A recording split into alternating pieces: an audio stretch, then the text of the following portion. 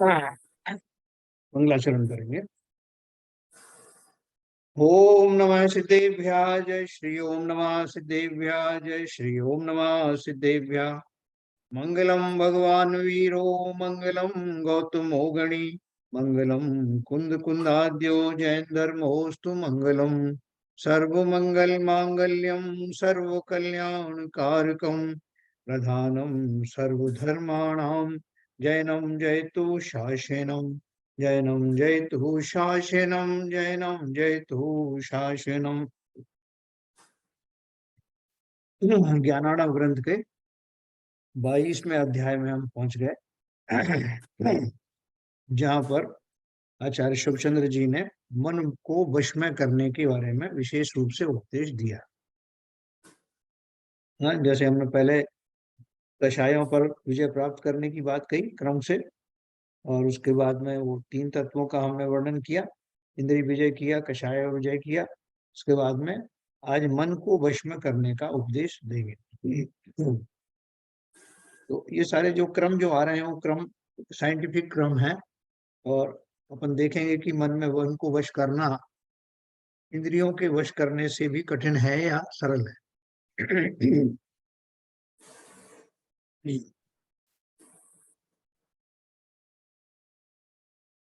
तो ये मैं आपको एक्सटेंड करता हूँ इसको।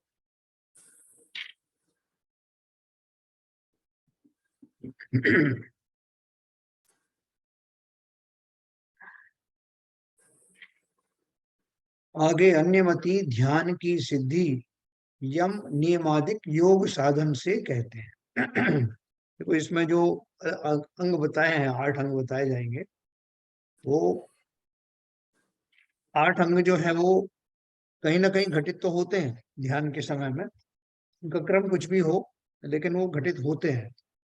तो उन्होंने जो क्रम बताया वो अपन पहले पढ़ते हैं, फिर उसमें से जो मुख्य रूप से जिसका उपदेश आज दिया जाने वाला है वो है मन को वश करने का उपदेश। तो आगे अन्यमति ध्यान की सिद्धि यम नियमादिक योग साधन से कहते हैं, और आचार्य महाराज कहते हैं कि यम नियमादिक तो पूर्वाचार्यों ने अन्य वस्तु में व्यापार रोक स्वरूप में लीन करने के लिए कही।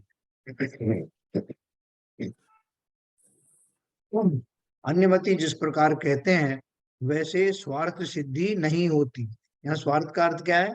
स्वार्थ का अर्थ लौकिक सुख के स्वार्थ की बात नहीं है।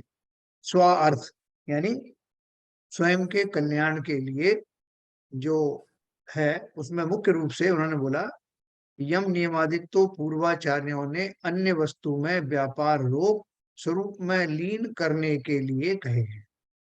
अन्यमति जिस प्रकार कहते हैं वैसे स्वार्थ सिद्धि नहीं होती, ऐसा वर्णन करते हैं। सो अन्यमतियों का संस्कृत सूत्र जिस प्रकार है वह आचार्य महाराज कहते हैं। वो कैसे कहते हैं? अत कैश्चित्य मनियामासन प्राणायाम प्रत्याहार धारणा ध्यान समाधय इत्य अष्टाव अंगानि योगस्य स्थानानि।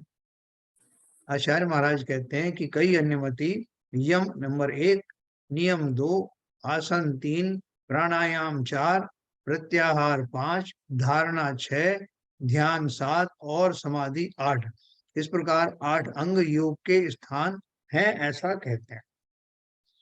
इसी प्रकार अन्य ने भी कहा है, जैसे तथा अन्यर्मनीयम पाश्यासन प्राणायाम प्रत्याहार धारणा ध्यान समाधय इति षष्ठ। ऐसे किसी ने 6 कहे हैं। अन्य कई अन्यमतियों ने यम नियम को छोड़कर आसन 1, प्राणायाम 2, प्रत्याहार 3, धारणा 4, ध्यान 5 और समाधि 6, ये 6 ही कहे। इसी प्रकार फिर अन्य ने इस प्रकार कहा है, उत्साहान्नि निश्चयार्द्वैर्यान् संतोषा तत्वदर्शनात् मुनेर्जन्मत्यागात् शठविर्योग है प्रसिद्धयति। उत्साह से, निश्चय से, धैर्य से, संतोष से, तत्व दर्शन से, देश के त्याग से योग की सिद्धि होती है। फिर कोई इस प्रकार कहता है, ये सब समझते चलना, ये इन सब में क्या कॉमन चीज है वो ध्यान रखना। कोई इस प्रकार कहता है 2 नंबर पे, एतान्ये बाहु केचि केचिच्च मनः स्थैर्याय शुद्धये तस्मिन् स्थिर कृते साक्षात स्वार्थ सिद्धिर्ध्रुवं भवेत। ये जो बात कही है, उसमें जो है बहुत सारे जो है वो जैन आचार्य भी इसमें सम्मिलित है। क्या कहा है, वो ऐसे कहते हैं कि ये समाज यमादिक कहे हैं सो मन को स्थिर करने के लिए तथा मन की शुद्धता के लिए कहे हैं, क्योंकि मन के स्थिर होने से ही साक्षात सर्व सिद्धि होती। मतलब ये जो 8 जो अंग बताए गए हैं, उन 8 अंग की सार्थकता तभी है जबकि मन स्थिर में। क्योंकि इन सब में आपने देखा होगा कहीं पे मन शब्द का प्रयोग किया नहीं है, या मन को कंट्रोल करने की बात आई नहीं है। ये सब बाह्य तरीके तो बताए गए हैं, लेकिन इसके अंदर इनके मूल में जो मन को वश में करने की बात है वो कहीं ऊपर स्पष्ट रूप से नहीं कही गई है, उसे आचार्य लोग यहाँ पर कहते हैं। तथा फिर भी कहते हैं, यमादिषु कृत्या कृताभ्यासो निसंगो निर्ममो मुनिः रागादि क्लेश निर्मुक्तम करोति स्ववशम मनः। जिसने यमादिक में अभ्यास किया है, परिग्रह और ममता से रहित है, ऐसा मुनि ही अपने मन को रागादिक से निर्मुक्त तथा अपने वश में करता है ना। ये यमादि जो बाकी के जो अंग दिए हैं, टोटल 8 अंगों में जो डिवाइड किया है, वो वास्तव में जो बाह्य आचरण है, लेकिन जो उसके पीछे जो है मूल रूप में है, वो बोलते हैं वो सब तो करना ही है। जो बाह्य आचरण है वो सब उनकी सिद्धि तो होती है, लेकिन अंदर में मुख्य रूप से जो क्या है, क्वालिफिकेशन तो क्या दिया, यमादिक में अभ्यास किया है, मतलब सभी नियम संयम का पालन किया है, उसका अभ्यास किया है, परिग्रह और ममता से रहित हो गए हैं। ऐसा मुनि, ये क्वालिफिकेशन है, प्री क्वालिफिकेशन। ऐसा मुनि ही अपने मन को रागादिक से निर्मुक्त तथा अपने वश में करता है। तो वश में करना तो भी बाकी है, ये तो बताया कि वश में कौन कर सकता है। तो ऐसा मुनि जिसने जीवन पर्यंत अपने नियम संयम का पालन किया है और परिग्रह और ममता से सर्वथा रहित हो गया है, आंतरिक और बाह्य परिग्रह, ऐसा मुनि अब रागादि से मुक्त हो गया ऐसा माना जा सकता है। और जब ऐसा रागादिक से मुक्त हुआ मुनि अपने ध्यान में विचरण करता है, तब वो मन को वश में कर पाता। अब पूर्वाचार्यों की उक्ति कहते हैं कि 4 नंबर पर उन्होंने कुछ और दिया है। अष्टावंगानि योगस्य यानि युक्तान्यार्य सूरिभिः चित्त प्रसक्ति मार्गेण बीजम शयुस्तानि मुक्तये। योग के जो 8 अंग पूर्वाचार्यों ने कहे हैं, वे चित्त की प्रसन्नता के मार्ग से मुक्ति के लिए बीजभूत होते हैं, अन्य प्रकार से नहीं होते। इस प्रकार पूर्वाचार्यों ने कहा। क्या कहा कि वो 8 अंग तो ठीक है, वे चित्त की प्रसन्नता के मार्ग से मुक्ति के लिए बीजभूत होते हैं, अन्य प्रकार से नहीं होते। मतलब 8 अंगों की तो उन्होंने पुष्टि की, जो अपन ने पढ़े हैं, अपन वो फिर पढ़ेंगे। लेकिन उसके साथ में जो क्वालिफिकेशन जो 3 नंबर दोहे में और 4 नंबर में दिया है, 3 नंबर में विशेष रूप से, वो अवश्य ही धारण करना होगा। तो इस प्रकार से उन्होंने बोला ये 8 अंग जो है वो 8 अंगों की सार्थकता भी अपन पढ़ेंगे, 5 नंबर पर पढ़ेंगे। अंगान्यष्टावपि प्रायः प्रयोजनवशात् क्वचित् उक्तान्येत्रैव तान्युर्चेर्विधा विधाम कुर्वन्तु योगिनः। आचार्य महाराज कहते हैं, ये 8 अंग भी प्रयोजन अनुसार प्रायः इस ग्रंथ में भी कहे गए हैं, उन्हें भले प्रकार सबको जानना चाहिए।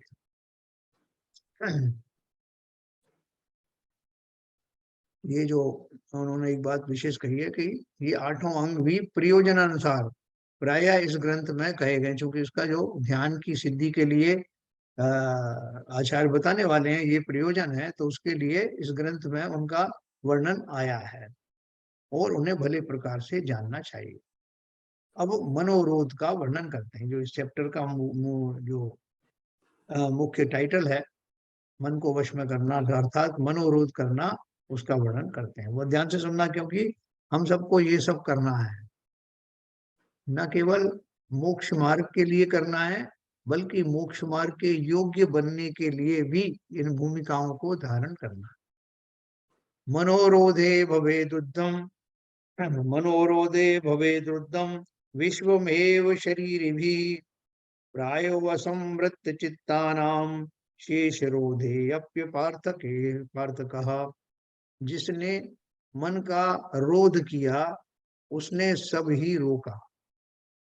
देखो, रोध और विरोध में क्या फर्क, हम बोलते हैं ना विरोध किया सब, और यहाँ रोध है। विरोध तो हम किसी और का जो है वो अपोज करते हैं ना, तो उसको विरोध कहते हैं। कोई शत्रु पक्ष है हमारे सामने, जिसके सामने हमें डटना है, तो उसे विरोध कहते हैं। और यहाँ रोध का अर्थ क्या है कि मेरे ही अपने भावों को, अंतर भावों को आने से रोक देना। जिसने मन का रोध किया उसने सब ही रोका, अर्थात जिसने अपने मन को वश में किया उसने सबको वश में किया, और जिसने अपने मन को वशीभूत नहीं किया उसका अन्य इंद्रिय आदि का रोकना भी व्यर्थ ही है ना। वो बोलते हैं ना, मन के हारे हार है, मन के जीते जीत, पार ब्रह्म को पाइए मन ही के प्रति, है ना। मन के द्वारा ये सब कुछ हो रहा है। अब मन के व्यापार का वर्णन करते हैं। पर मन का प्रयोग कैसे कितना करते हैं? अरे साहब, वो अपने मन से अपनी बात कह रहे हैं। हाँ, मन से अर्थात क्या है कि मतलब उसका उद्गम स्थान तो मन है, वहां अपन किस लिए प्रयोग करते हैं कि मन से कह रहे हैं, मतलब प्रत्यक्ष में ऐसी बात नहीं है, उन्होंने कल्पना की है। तो मन मन का हम प्रयोग कई कई जगह करते हैं। मनमानी करना, हाँ, मनवांछित वस्तु पाना, मनोगे दृश्य होना, ये सब मन उसमें जुड़ा हुआ है। लेकिन यहाँ मन को जिस पर्पस से, जिस प्रयोजन से मन की बात कर रहे हैं, वो है कि मन की चंचलता को रोक करके अपने उपयोग को स्वमार्ग में लगा देना। इसलिए उसको मन के व्यापार, व्यापार का अर्थ क्या है? उसका जो उपयोग चल रहा है जगह जगह फैला हुआ, उसका वर्णन करते हैं 7 नंबर पे।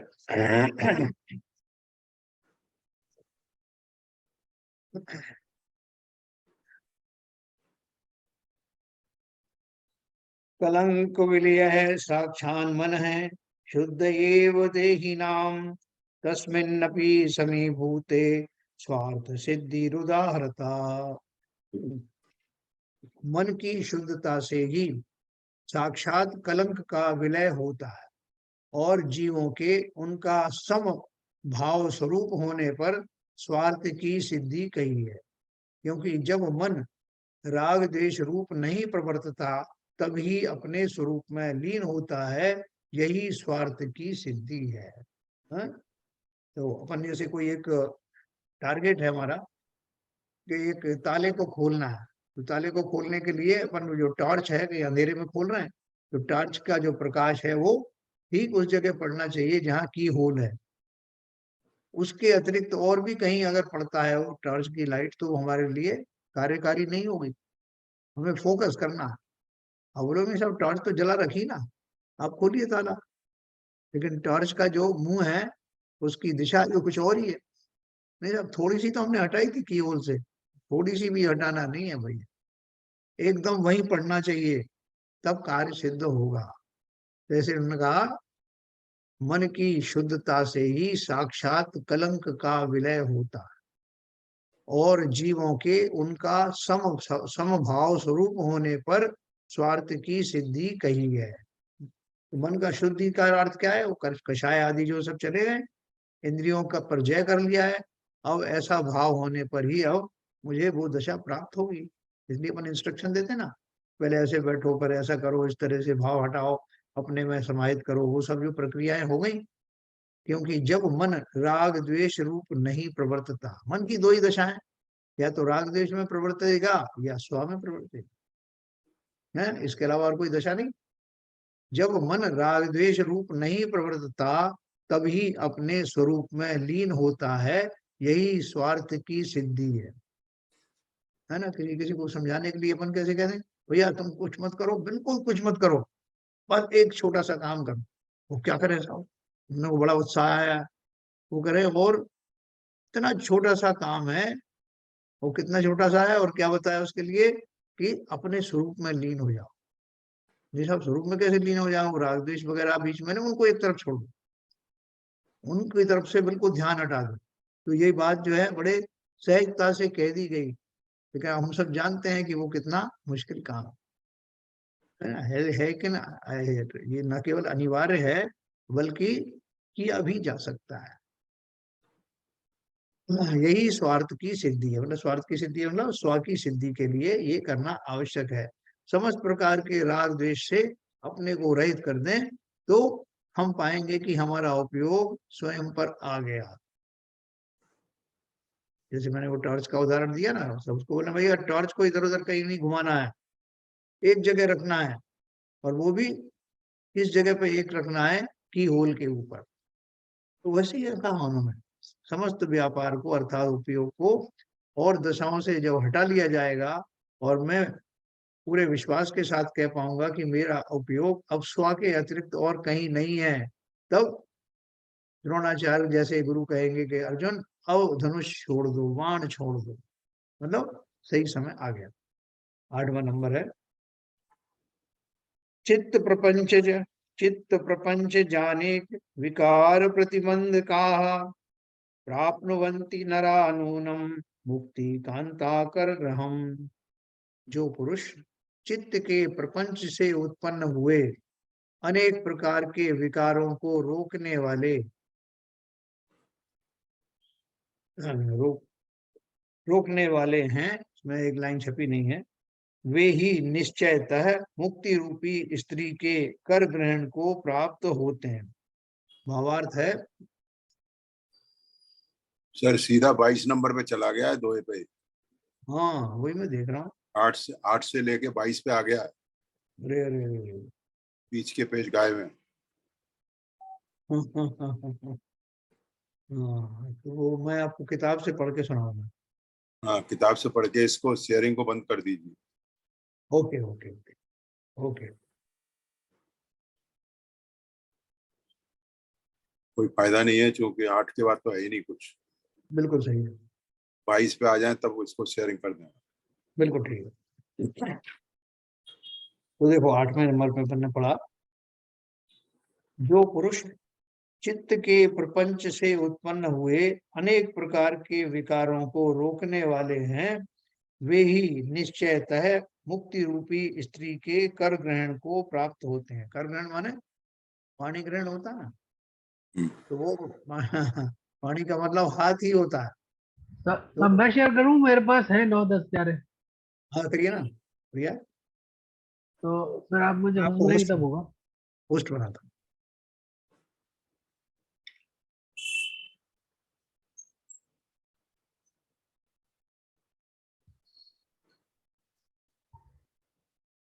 हाँ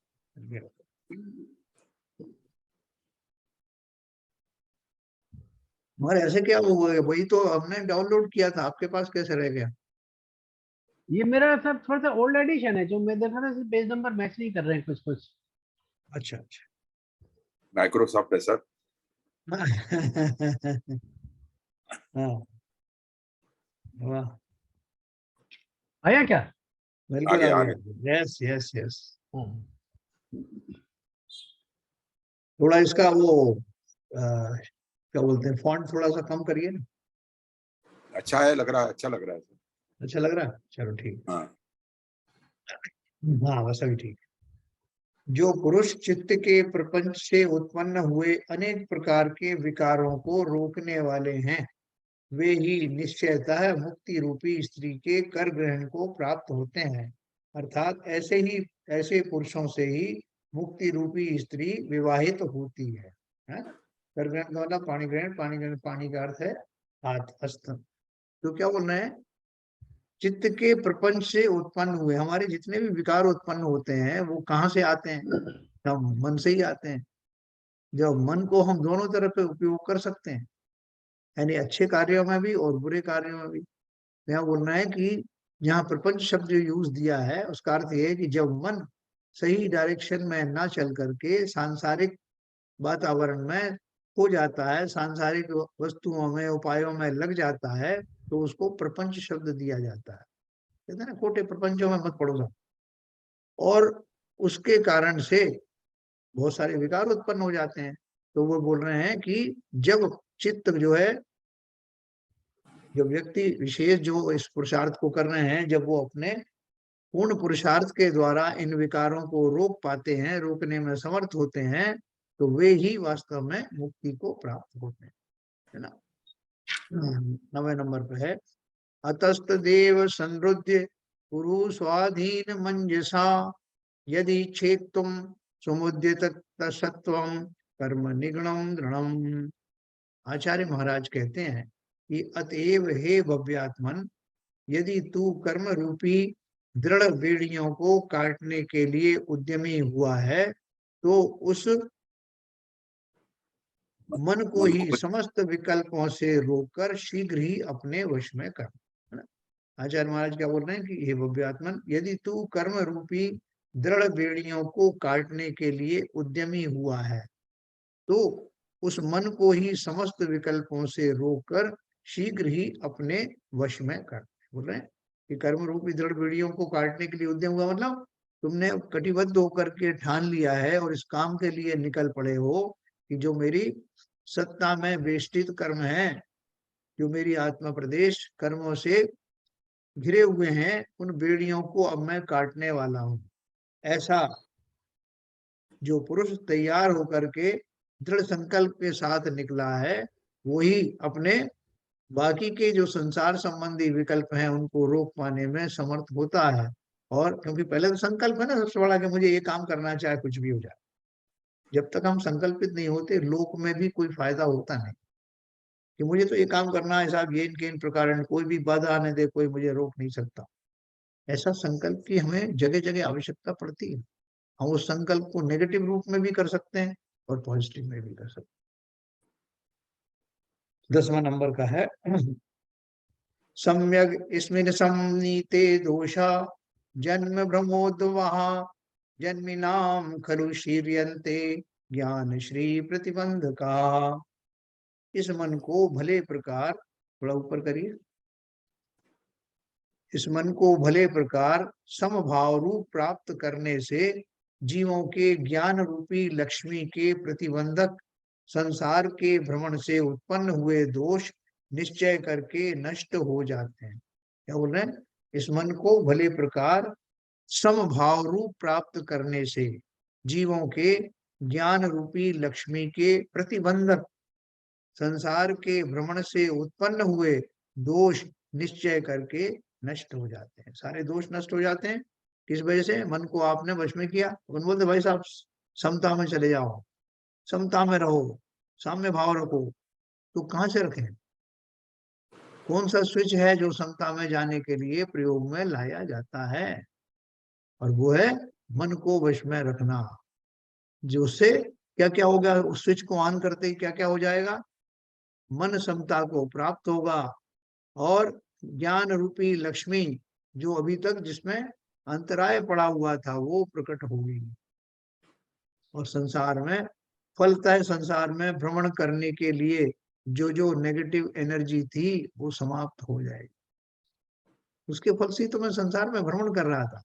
तो मन को वश में करना, एक एव मनो दैत्य जय है सर्वार्थ सिद्ध है अन्यत्र विफलय क्लेशो यमिनाम तज्जयम विना। संयमी मुनियों को एकमात्र मन रूपी दैत्य, ऊपर करना सब थोड़ा, संयमी मुनियों को एकमात्र मन रूप दैत्यों का जीतना ही समस्त अर्थों की सिद्धि का देने वाला है। क्या आगे? हाँ, क्योंकि इस मन को जीते बिना अन्य व्रत नियम तप व शास्त्रादिक में क्लेश करना व्यर्थ ही है ना। उसको मन को दैत्य रूप से भी कहा और मन को मंदिर भी कहा, मन मंदिर, मेरे मन मंदिर में आन पधारो महावीर भगवान, ये भी कहते हैं ना। और दूसरे बोलते हैं हमारा ये दुष्ट मन कहाँ कहाँ चला जाता है। तो मन की ये उपमाएं, मन तो एक ही है लेकिन ये अलग अलग उपमाएं उनके द्वारा चिंतन किए जाने वाले विषयों के फलस्वरूप अलग अलग बताई जाती है। तो क्या करें, संयमी मुनियों को एकमात्र मन रूपी दैत्य का जीतना ही समस्त अर्थों की सिद्धि का देने वाला है। ये क्यों कहा उन्होंने कि जो संयमी मुनि है उन्होंने बाकी सब चीजें तो पहले ही पालन कर रखी है। तो शुरू में ये अपन ने पढ़ा था ना, जो यम रूपी यम संयम का पालन करने वाले, उन्होंने ये सब पालन कर रखा है। तो उनको, उनके लिए तो बहुत बड़ा इजी हो गया है। संयमी मुनियों को अब एक ही चीज करना, एकमात्र मन रूपी दैत्यों को जीतना। संयम में है, अनुशासन में है, अपना संकल्प जो है उन्होंने प्रखर बना रखा है। अब बस उपयोग को समेट करके स्व में लगाना ही शेष रहा। इस मन को जीते बिना अन्य व्रत नियम व तप व शास्त्रादिक में क्लेश करना व्यर्थ ही है। जिन मुनियों ने नियम संयम आदि धारण किए, तपस्चरण धारण किए, शास्त्रादिक के द्वारा गहन अध्ययन किया, वो सब, ये सब तो तैयारी करके बैठ गए। और आगे की कार्रवाई कैसे शुरू हो? तो बोल रहे हैं कि जब तक आगे के जिसके लिए ये सब किए हैं वो नहीं करोगे तो सब व्यर्थ है। और ये किए किस लिए गए थे कि मैं शनै शनै अपने मन को काबू में करूंगा। एक एव मनोरोध सर्वाभ्युदय साधक है, यमेवालम्य संप्राप्ता योगिनस्तत्व निश्चयम्। एक मन को का रोकना ही समस्त अभ्युदयों का साधने वाला है, क्योंकि मनोरोध का आलम्बन करके ही योगीश्वर तत्व निश्चयता को प्राप्त हुए, है ना। उसी बात को फिर से उन्होंने रिपीट किया है। पृथक करोति यो धीर स्वापरावेकिताम गतौ सा चापलम निग्रहांति निग्रहायति पूर्वमेवांतरात्मान मना।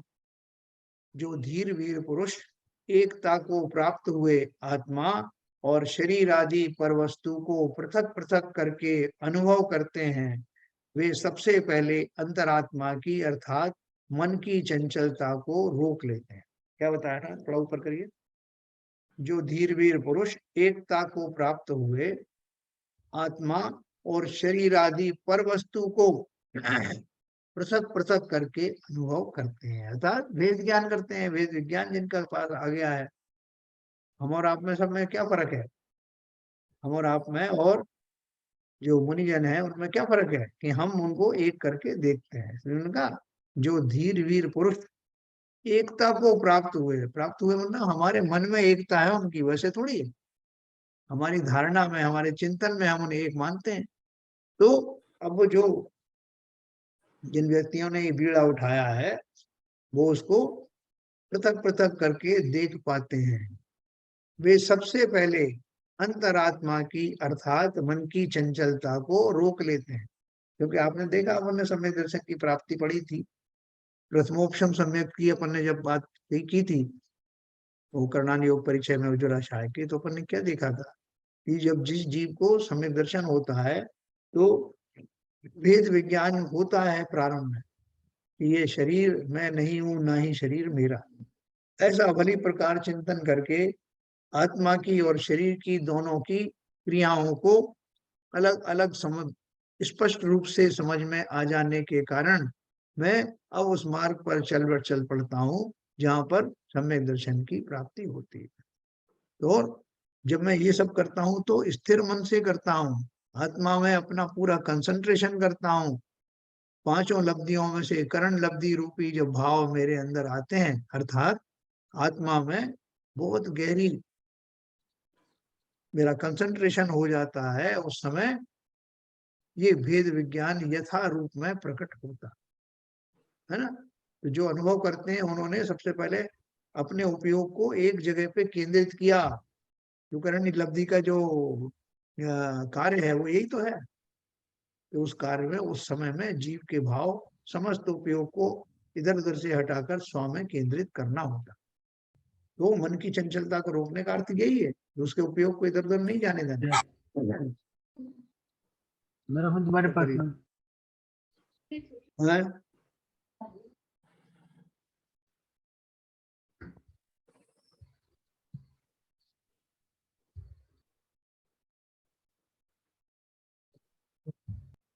अर्थात मन की चंचलता को रोक लेते हैं। 13 नंबर हो गया, ऊपर ले लिए। 14 मन शुद्ध एव शुद्धि क्या देष्टिताम नात्र मात्र संशय है वृथा तद व्यतिरेकेण काय सेव कदर्थनम। निसंदेह मन की शुद्धि से ही जीवों के शुद्धता होती है और मन की शुद्धि के बिना केवल काय को क्षीण करना वृथा है। क्या बताया उन्होंने? मन की शुद्धि से ही जीवों की शुद्धता होती है, मन की शुद्धि के बिना केवल केवल काय को क्षीण करना वृथा है। जो अपना काय क्लेश और ये सब शब्द आते ना, वो काय क्लेश का अर्थ खाली ये मत लगाना कि काया को क्षीण करना है या काया को क्लेश पहुंचाना है। वहां पे वास्तविक अर्थ यही है कि जिन क्षणों में जीव अपनी काया को भूल करके और अपने मन में एक कंसंट्रेशन करता है, एकीकरण करता है, तभी मन शुद्ध होता है। और ऐसा करने में काया की जो भी दशा है वो दशा वास्तव में उपयुक्त दशा है। वो मात्र काया को क्लेश पहुंचाने के लिए नहीं था, उसका उपक्रम यही था, है ना। जैसे कोई जो है भगोनी में दूध गर्म करता है, तो दूध गर्म करने के लिए खाली अकेली भगोनी को तो नहीं जलाता, जला दिया आपने, सब आग जला दी और भगोनी रख दी उसमें खाली, तो क्या करने वाले हो? फिर तो आपका उपक्रम बेकार ही गया ना। इसलिए उन्होंने कहा कि जब तक मन की शुद्धता नहीं हो या मन की शुद्धता के लिए वो कार्य नहीं किया गया हो, तब तक वो काय क्लेश भी व्यर्थ है। तपस्चरण आदि कर रहे हैं आप, सब मैंने वो पढ़ा है साहब शास्त्रों में कि गर्मी के दिनों में पहाड़ के ऊपर खड़े होकर के और बरसात में वृक्ष के नीचे और शरद ऋतु में जो नदी के किनारे है मैं तपस्चरण करता हूँ। तो करते तो हो, लेकिन अंदर में मन में शुद्धि आई क्या, मन के विकार समाप्त हुए क्या, तभी वो सार्थक है, वरना नहीं। ध्यान शुद्धिम मन शुद्धि करोत्येव न केवलम विच्छिन्नत्यपि निशंकम कर्म जालानि देहि नाम। मन की शुद्धता केवल ध्यान की शुद्धता को ही नहीं करती है, किंतु जीवों के कर्म जाल को भी निसंदेह काटती है। यानी मन की शुद्धता से ध्यान की निर्मलता भी होती है और कर्मों की निर्जरा भी होती है। देखो, मन की शुद्धता केवल ध्यान की शुद्धता को ही नहीं करती, किंतु जीवों के कर्मजाल को भी निसंदेह काटती है। जैसे अपन अग्नि जलाते हैं तो अग्नि से दो दो काम होते हैं। क्या क्या काम होते हैं? एक तो उससे उजाला हो जाता और दूसरा उससे गर्मी प्रतीत होती, उष्मा भी आती। तो इसलिए दोनों कार्य कैसे होते हैं कि मन की शुद्धता केवल ध्यान की शुद्धता को ही नहीं करती, किंतु जीवों के कर्मजाल कर्मों के समूह को भी निसंदेह काटती है। जिस समय जीव निर्मल होता है, देखो ये बाई डिफॉल्ट होता है। जैसे अपन बात कर रहे हैं ना कि जिस समय मैं पूजन पाठ आदि में लगता हूँ या स्वाध्याय में लगता हूँ, उस समय कहने में तो ये आ रहा है कि मैं स्वाध्याय कर रहा हूँ, लेकिन वास्तव में स्वाध्याय करते समय जो मेरे कषाय मंद हो रहे हैं वो मेरे कर्मों को काट रहे हैं पीछे बैकग्राउंड में, ये भी एक बड़ी उपलब्धि है। इसलिए जितने धार्मिक अनुष्ठान है ना, वो कहीं ना कहीं कार्यकारी अवश्य है। मेरे जो कषायों का जो सिलसिला निरंतर चल रहा है, उस काल में वो किंचित कम अवश्य होता है। न केवल नवीन कर्म जो है बंधने में कमी आती है, अनुभाग आदि कम होता है, स्थिति आदि कम होती है, बल्कि जो पूर्व में बंधे हुए कर्म थे, जो सत्ता में पड़े हुए हैं, वो भी अगर मैंने यथा योग्य भाव से ऐसा स्वाध्याय आदि किया तो उन कर्मों में भी संक्रमण होता है, उनकी निर्जराएं भी प्रारंभ हो जाती है। इसलिए उन्होंने बोला कि तुम्हें डबल डबल फायदा है, डबल इंजन की सरकार है। क्या है? मन की शुद्धता केवल ध्यान की शुद्धता को ही नहीं करती, किंतु जीवों के कर्म जाल को भी निस्संदेह काटती है। मन की शुद्धता से ध्यान की निर्मलता भी होती है और कर्मों की निर्जरा भी होती है। ये विशेष प्रकार से, विशेष रूप से जानना ही, जो अपन स्वाध्याय करते हैं और उसमें मन को एकाग्र करके अगर हम कर रहे हैं तो हमको एक पंथ दो काज अवश्य होते हैं। ऐसा फार्मूले को व्यर्थ मत जाने देना। ये जो हम 45 मिनट्स या 1 घंटा जो कुछ करते हैं ना, उसमें जितना है आप इन्वेस्टमेंट कर देना। इसका इन्वेस्टमेंट कर देना, अपने मनोभावों को जितना उसमें लगाओगे डबल डबल फायदा होगा। वेद विज्ञान की ओर मेरा मन चलने लगेगा और साथ में सत्ता में बैठे हुए कर्मों में हलचल अवश्य मचेगी। अगर मैंने भूलवश कुछ कर्म भी बांध भी लिए हैं तो हल्के फुल्के कर्म तो निर्जरित हो ही जाएंगे, और जो मजबूत वाले कर्म है उनमें भी ढीलापन आने लगे। ये बहुत बढ़िया चीज है, देखो इसका फायदा। 16वां नंबर थोड़ा और ऊपर कर दीजिए। पाद पंकज संलीनम तस्येद तद्भुवन त्रयम यस्य चित्तम स्थिरी भूग्र स्वस्वरूपे लयम गतम। जिस मुनि का मन स्थिर होकर आत्म रूप में लीन हो गया, उसके चरण कमलों में यह तीनों जगत भले प्रकार लीन हुए समझना चाहिए। जिस मुनि का मन स्थिर होकर आत्म रूप में लीन हो गया, उसके चरण कमलों में यह तीनों जगत भले प्रकार लीन हुए समझने चाहिए। क्या बोल रहे हैं कि अपने आप ही ऐसा घटित होता है। जैसे वो हमारे आचार्य श्री कहते हैं ना कि तुम्हें अपना काम करना है। अगर हमें प्रशंसा की भूख है, जो कि समस्त जगत के प्राणियों को होती है, थोड़ा ऊपर कर लीजिए। हाँ ठीक है। तो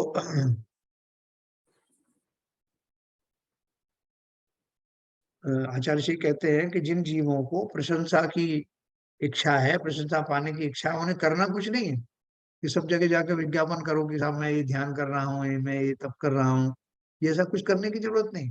बोलते हैं आप अपना आचरण करिए, सारे जगत को स्वयं में भी मालूम पड़ जाएगा। तो यहाँ उन्होंने क्या कहा, जिस मुनि का मन स्थिर होकर आत्म रूप में लीन हो गया, उसके चरण कमलों में यह तीनों जगत भले प्रकार लीन हुए समझने चाहिए।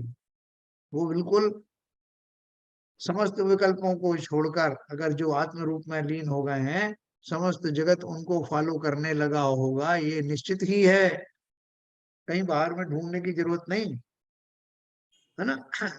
जैसे वो पावर प्लांट में लोग काम करते हैं तो वो देखते हैं कि वो उसका जो सुई है, जो पावर बढ़ाने की सुई है, उसमें देखा उन्होंने कि 500 मेगावाट की सुई आ गई, नीडल आ गई। अब वो दौड़ के तो जाएंगे नहीं देखने के साथ वो जहाँ रिएक्टर में वो 500 बन रही है कि नहीं, तभी तभी मैं मानूंगा। क्योंकि वो सारे कनेक्शन ऐसे किए हुए ना कि जैसे 500 की नीडल आई तो उस अनुसार सब कुछ घटित हो रहा होगा। वो जो पंप है वो किस हिसाब से चल रहे होंगे, जो और जो इक्विपमेंट्स हैं वो किस हिसाब से चल रहे होंगे, अवश्य ही चल रहे होंगे, तभी तो वो 500 की नीडल को टच किया। तो ये सिग्नल है। बोल रहे हैं जिस समय आत्म स्वरूप में मैं लीन हो गया, समझो कि समस्त जगत आपके आपका भक्त हो गया। उनको अलग से जाने की बोलने की जरूरत नहीं, क्योंकि मेरे भावों के स्पंदन समस्त जगत में जाते हैं। तभी तो मैंने आपको उस दिन बताया था कि जो तीर्थंकर के गर्भजन तप ज्ञान आदि होते हैं, तो इंद्रों का जो आसन है उनमें कंपायमान क्यों होते हैं, क्योंकि वो सिग्नल पहुंचते हैं, वो वाइब्रेशंस पहुंचते हैं। तो इसलिए ये अभूतपूर्व घटना है, इनको आप सहज हल्के में मत लेना। जब भी मैं चिंतन करता हूँ, भले ही अभी इसी अवस्था में ही क्यों नहीं हूँ, तब भी मेरे वाइब्रेशन सामने दूर दूर तक जाते हैं। यहाँ तक कि मेरे जो शत्रु दूर में बैठे हुए हैं ना, उनको भी किंचित उनके भावों में मेरे प्रति होने वाली कठोरताएं कम होने लगती हैं। ये बैठे बिठाए का फार्मूला है, रिमोट से, बिना किसी वायर से चलने वाला। ज्यो ज्यो मैं अपने आत्म स्वरूप की ओर बढ़ता हूँ, त्यों त्यों संसार में ये सारी शक्तियां मेरे फेवर में होने लगती हैं। मुझे फेवर में करना नहीं, लेकिन होती ही हैं, ऐसा नियम है। अगला है, मन कृत्वाशु निसंगम निशेष विषयच्युतम मुनि भृंगे समालीनम मुक्तेर्वदन पंकजम।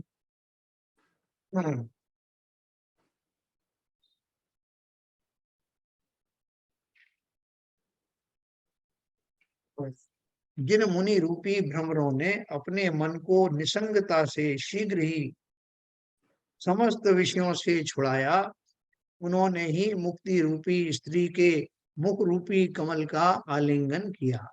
अब इसी को उन्होंने थोड़ा उपमा से डाला है। जिन मुनि रूपी भ्रमरों ने, भ्रमर का काम क्या है? फूलों के ऊपर में बैठ जाना और उसके रस का पान करना।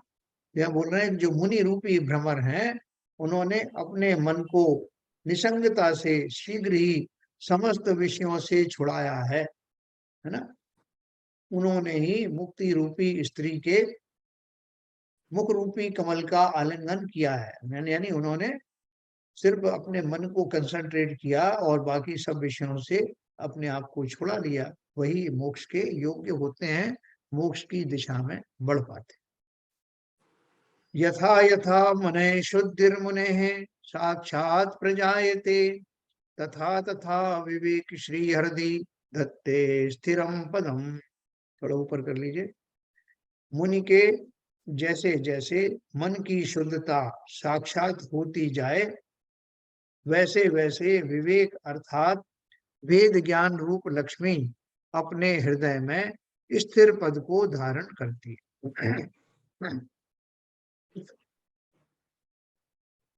भावार्थ है, मन की शुद्धता से उत्तरोत्तर विवेक बढ़ता है। मुनि के जैसे जैसे मन की शुद्धता साक्षात होती जाए, वैसे वैसे विवेक अर्थात भेद ज्ञान रूप लक्ष्मी अपने हृदय में स्थिर पद को धारण करती। भावार्थ है, मन की शुद्धता से उत्तरोत्तर विवेक बढ़ता। तो मन को भेद ज्ञान करना ना, तो वेद ज्ञान करने के लिए क्या है, हमारे पास एक लंबा सा एक बर्तन था, उसमें जो है ऊपर ऊपर में गंदगी लगी हुई थी। मैंने नीचे उसका जो पैदा है उसको साफ किया और 2-3 सेंटीमीटर ऊपर तक भी साफ कर दिया। अब किसी को कहा कि भाई साहब अब आप इसमें दूध डाल दीजिए, उसने डाला और वहां जहां तक अशुद्धि नहीं थी वहां तक डालने के बाद रुक गया। उसने कहा भाई साहब और ऊपर डालो ना, इसको भी पूरा हुआ नहीं, मामूल नहीं था, ऊपर बहुत गंदगी लगी हुई है। आप जैसे जैसे इसको साफ करते जाओगे मैं इसमें दूध की मात्रा बढ़ाता चला जाऊंगा। हमने थोड़ा और ऊपर साफ किया तो उसने और डाल दिया। तो ऐसा जो क्रम है हमारी शुद्धि के अनुसार आता है। तो यहाँ क्या बोलना है, जैसे जैसे मन की शुद्धता साक्षात होती जाए, मन प्रकट होती जाए, वैसे वैसे विवेक अर्थात भेद ज्ञान रूप लक्ष्मी अपने हृदय में स्थिर पद को धारण करती है। अर्थात मन की शुद्धता से उत्तरोत्तर विवेक बढ़ता। देखो इसका अर्थ क्या है कि जो हम भेद ज्ञान करते हैं ना, तो भेद ज्ञान करने में अभ्यास की आवश्यकता होती है, एकदम नहीं हो जाती। जैसा अभी तो सब आत्मा और शरीर को एक मान रहा था और एक क्षण में ही वो पूर्ण रूप से मुझे ये समझ में आ जाए और मैं उससे ऊपर स्थिर हो जाऊं, ये संभव नहीं है। तो इसलिए उसका निरंतर अभ्यास करना। जैसे हमारी वर्तमान दशा है, हमने अपने शास्त्रों के माध्यम से ये जान लिया कि जो मेरी वर्तमान दशा है उसमें मैं इनको एक मानता हूँ जबकि एक है नहीं। फिर मैं उसका चिंतन करता हूँ, एनालिसिस करता हूँ, कौन कौन सी क्रियाएं शरीर की हैं, कौन सी मेरी हैं, उन दोनों में क्या सामान्य है, मुझे कैसा भ्रम होता रहता है, अपने ही भ्रम का परीक्षण करते रहना। तो देखो साहब मुझे ऐसा लग रहा था, वास्तव में ऐसा है नहीं। बहुत सारी चीजें हैं। आप जब ये देखना शुरू करोगे तो संसार में दिखने वाली समस्त घटनाएं, इवन आप कोई पिक्चर देख रहे हो, मूवी देख रहे हो, लोगों की बातचीत सुन रहे हो, घटनाओं का एनालिसिस कर रहे हो, आपको ये प्रत्यक्ष उनमें ये अपनी दृष्टि लगा देना, उन घटनाओं में से खोजना कि कौन सी इसमें मेरी है और कौन सी पौद्गलिक है, कौन सी आत्मजन्य है और कौन सी पौद्गलिक है, ये आपको तुरंत मालूम पड़ जाएगा। हर एक में लगा के देखना कि संसार बहुत बड़ी प्रयोगशाला है जैसा अपन कहते हैं, और इसमें होने वाली समस्त घटनाएं, जब आप अब से कभी जब आप मूवी भी देखोगे तब भी आप उसमें उन सब घटनाओं में ये एनालाइज करने लगोगे, इसमें मैं कहाँ हूँ, बाकी सब क्यों घटित हो रहा है, कौन से राग देश के खेल चल रहे हैं, जीवों की कौन सी मान्यताएं इसमें काम कर रही हैं, ये सब बात आप एनालाइज करना शुरू करना, क्योंकि ये अभ्यास, अब से मेरा अभ्यास शुरू होता है।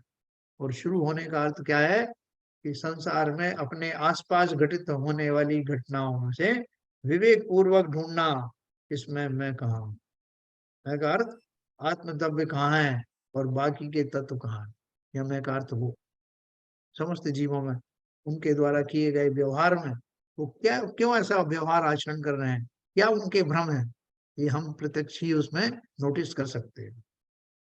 और वो नोटिस करते करते उनमें जो कुछ दोष हैं वो मेरे अंदर है या नहीं, ये घटित करके देखना। तो मन की शुद्धता से उत्तरोत्तर विवेक बढ़ता है। एक मैं और पढ़ूंगा, अपन बात करते हैं।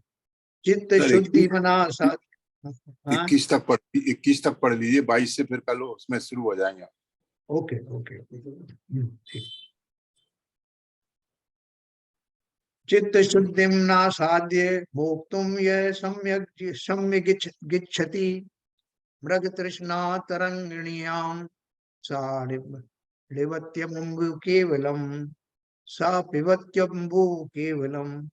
जो पुरुष चित्त की शुद्धता को ना पाकर भले प्रकार मुक्त होना चाहता है, वह केवल मृग तृष्णा को नदी में जल पीता है, मृग तृष्णा की नदी में जल पीता है। भावार्थ है मृग तृष्णा में जल कहाँ से आया, उसी प्रकार चित्त की शुद्धता के बिना मुक्ति कहाँ से हो। मृग तृष्णा के बारे में अपन सब जानते हैं ना, जो वो रेगिस्तान में जो कोई हिरण है, वो प्यासे हिरण जब वो पानी की खोज में निकलते हैं तो दूर दूर तक उनको रेत ही रेत दिखाई देती है, लेकिन रेत दूर में दूर से उनको ऐसा लगता है कि यहाँ पानी है, और वो उस खोज में निकल पड़ते हैं और दौड़ते चले जाते हैं, लेकिन वहां पानी का नामो निशान होता नहीं। इसको मृग मरीचिका या मृग तृष्णा कहते हैं। तो बोल रहे हैं कि कितना भी दौड़ ले वो उनको पानी की प्राप्ति नहीं होती। उसी प्रकार से जो व्यक्ति चित्त की शुद्धता के बिना मुक्त होना चाहता है, वो ऐसा ही है जैसा कि रेत के समूह में जल की खोज करना, अर्थात वो सब कुछ निरर्थक है जब तक चित्त निर्मल ना हो। तो देखो ये कितनी बड़ी बात है। हम सब जानते हैं कि हमारे अंदर में कितना कूड़ा करकट भरा हुआ है, लेकिन हम उसकी परवाह नहीं करते, हम उसको जस्टिफाई करते हैं। भाई साहब आप तो क्या बात कर रहे हो, हमें तो अभी इस दुनिया में रहना है ना, चित्त की शुद्धता कर लेंगे तो फिर वो लोगों से बदला कैसे लेंगे, और बदला ना भी लें तो जो लोग इस तरह की कार्रवाई कर रहे हैं उनको हम सबके सामने कैसे लाएंगे, उनका पर्दाफाश कैसे करेंगे, उनकी पोल कैसे खोलेंगे, उनको कैसे समझाएंगे। हमारा सारा समय स्व को छोड़कर पर में ही सुधार करने में लगा रहता है।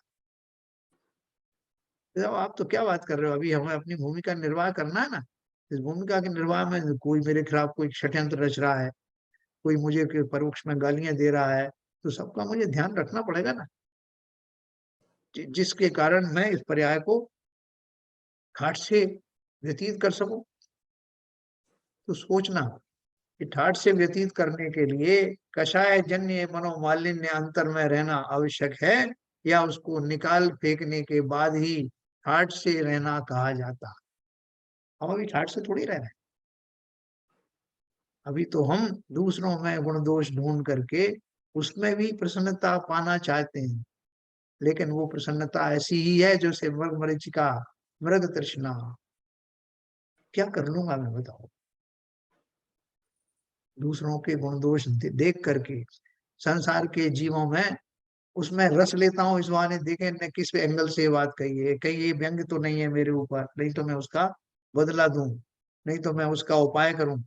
ये सारी जो बातचीत मेरे मन में आती है वो इसी वजह से आती है कि मैंने इस रहस्य को समझा नहीं कि इस पर्याय की सार्थकता के लिए समस्त कूड़े करकट को निकाल फेंकना है।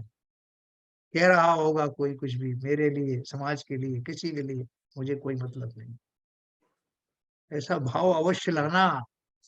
मैंने ये पर्याय संसार के लिए धारण नहीं की, ना ही दूसरे जीवों को सुखी करने के लिए ली है, ना ही मेरे जो नाते रिश्तेदार हैं उनका ठेका मैंने उठाया है। सहज में जो होता जाए वो अलग है, लेकिन मन की दशा का जिम्मेवार तो मैं ही हूँ। उस मन को मैं अवश्य ही स्वच्छ करूंगा, जिसके स्वच्छ करने के फलस्वरूप न केवल मेरी यह पर्याय सार्थक होगी, बल्कि आने वाली आगामी पर्यायें भी शुद्ध ही होंगी, अच्छी मिलेंगी, निरंतर उनकी मोक्ष की ओर बढ़ने वाली।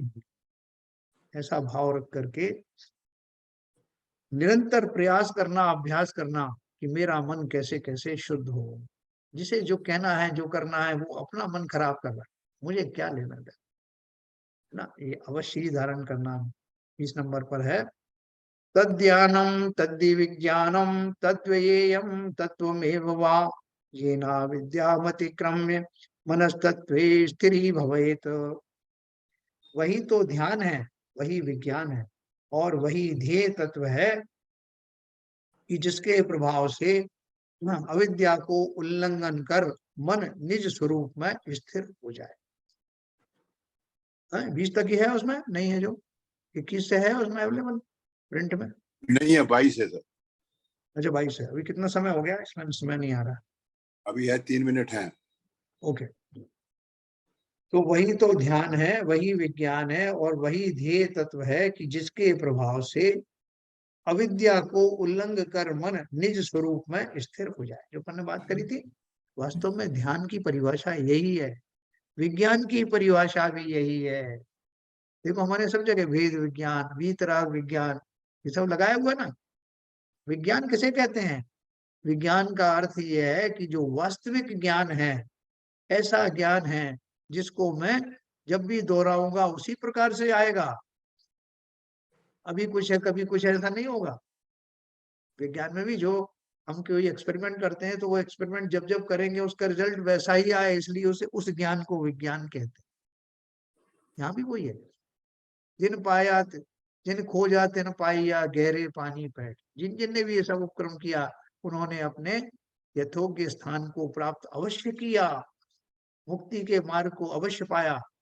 ऐसा नहीं कि मैं वेद विज्ञान करूं मुझे नहीं होगा, दूसरों को हुआ होगा। इसलिए बोला यही तो ध्यान है, यही विज्ञान है। हाँ, और वही ध्येय तत्व है कि जिसके प्रभाव से अविद्या को, विद्या माने नादिकालीन मिथ्यात्व को उल्लंघ कर मन निज स्वरूप में स्थिर हो जाए। ठीक है सर, आगे चलें।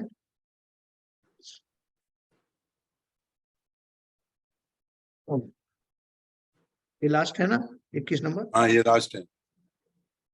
विषय द्रास लुब्धेन चित्त दैत्येन सर्वथा विक्रम्य स्वेच्छयान नष्ट जीव लोक है कदर्थित है। विषय ग्रहण करने में लुब्ध ऐसे इस चित्त रूपी दैत्य यानी राक्षस ने सर्व प्रकार विक्रिया करके विकार रूप हो अपनी इच्छानुसार इस जगत को पीड़ित किया है। विषय ग्रहण करने में लुब्ध ऐसे इस चित्त रूपी दैत्य ने सर्व प्रकार विक्रिया करके विकार रूप हो अपनी इच्छानुसार इस जगत को पीड़ित किया। देखो वो कमट का जीव था ना, वो व्यंतर देव बन गया, और व्यंतर देव बन करके उसने जितने उपसर्ग कर सकता था वो सब किया, और वो चाहता था कि ये उपसर्ग करके और दूसरे को पीड़ित करके वो प्रसन्नता को प्राप्त कर लेगा, उसका जीवन धन्य हो जाएगा।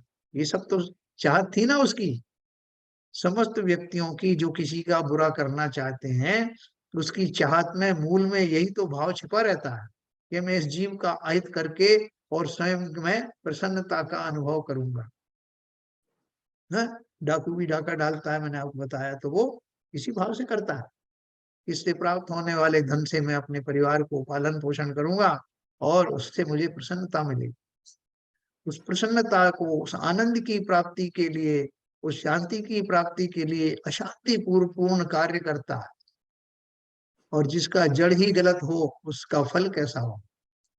तो इसलिए बोल रहे हैं कि जिन भावों के द्वारा ये जीव जगत को सताता है, जगत में तरह तरह के प्रयोग करके सुखी होना चाहता है, वो सुख उसे कभी मिल नहीं सकता, है ना।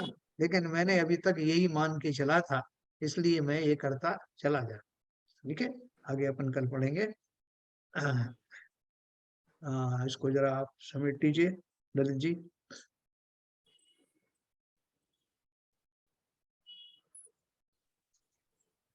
मैं इसको वो करता हूँ, 1 मिनट।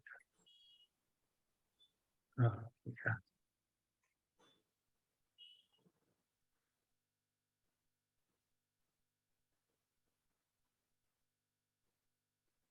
तो जिनवाणी स्तुति करेंगे, समय हो गया। और कल अपन इसको, आपको कैसा लग रहा है विषय, सबको ठीक लगा? नहीं, बहुत आज सिंपल का था, बहुत सिस्टमैटिक जा रहा है सिंपल, सर। हाँ हाँ, बिल्कुल सिंपल बात है। और जो मन के हार जीतने हारने की बात अपन कैजुअली कर देते हैं ना, वहाँ कैजुअली की बजाय इसको गहराई से समझने की बात ये बहुत है। और धीरे धीरे स्टेप बाय स्टेप आप लेके जा रहे हैं उधर। हाँ, वो बहुत बढ़िया ढंग से उन्होंने कहा है। और जो उन्होंने भाव कहे हैं उनको अपन खाली उसका जो है वो आचार्य ने सारा काम कर दिया है 99%। तो 1% में अपन थोड़ा सा अपने समझने के हिसाब से उसको समझ लेते हैं। तो चलिए, बहुत सुंदर विवरण है मन को जीतने का, आगे थोड़ा सा और जारी रहेगा।